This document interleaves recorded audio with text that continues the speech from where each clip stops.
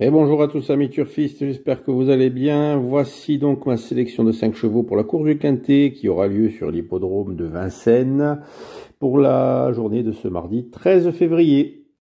Avant de commencer, les amis, n'oubliez pas de commenter ma vidéo, de la partager et de me donner aussi vos analyses. C'est toujours très intéressant de partager vos jeux avec moi pour qu'on puisse en discuter.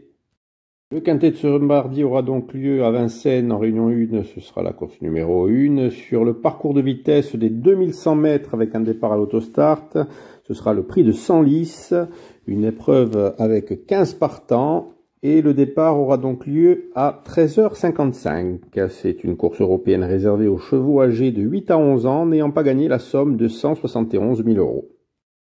Alors un Quintet qui n'a rien d'exceptionnel avec un lot plutôt modeste, mais j'ai quand même retenu en première position le numéro 9, Granit Dufresne.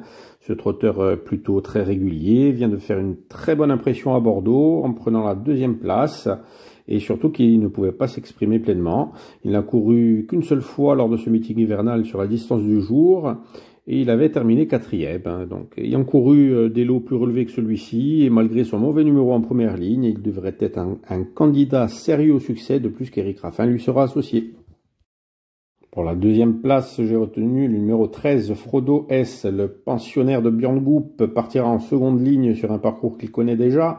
Ce Scandinave a couru 2 fois en France et 2 fois sur ce parcours de vitesse. C'était dans des lots mieux composés que celui d'aujourd'hui. S'il bénéficie d'un bon dos, il pourrait bien en dépasser plus d'un dans la phase finale et venir prendre une bonne place sur le podium. À la troisième place, j'ai positionné le numéro 3, Gamin de Mahé. Le pensionnaire de Charles Cuillet avait pris une très bonne deuxième place, c'était fin décembre sur ce parcours, en devançant Granit Dufresne qui terminait 4e. Il retrouve aujourd'hui le même driver qui était alors Mathieu Mautier. Son entourage a préparé ce bon engagement avec soin et sera donc déféré des 4 pieds, tentera de réaliser au minimum la même performance que fin décembre. De plus qu'avec son numéro 3 derrière l'autostart, il bénéficiera d'un petit avantage sur ses principaux concurrents. Pour la 4e place, j'ai retenu le numéro 5, Go To America. Sur sa vraie valeur, cette fille de Burt Parker aurait une toute première chance dans ce genre de lot qu'elle a déjà dominé plus d'une fois. Moi, je trouve qu'elle a quand même besoin de rassurer au vu de ses dernières courses. C'est pour ça que je la place en léger retrait. La protégée de Pierre Vercruis adore ce parcours. Et si elle montre son vrai visage, elle pourrait venir lutter pour les toutes premières places. Et pour terminer ma sélection, à la 5e place, j'ai retenu le numéro 2, Guerrier Castelet. Le pensionnaire de Barbara Guenet trouve ici un superbe engagement, puisqu'il se trouve à seulement 20 € du plafond des gains.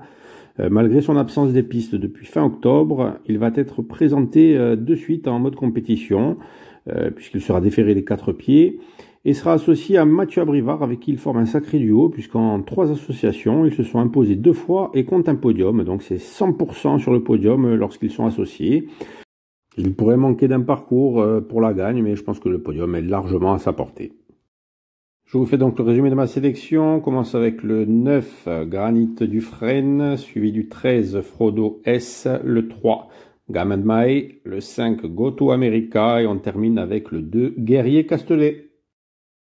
Merci à vous d'avoir regardé ma vidéo. J'espère que mes analyses vous aideront à faire les bons choix. Sur ce, je vous souhaite une très bonne journée et je vous dis à après.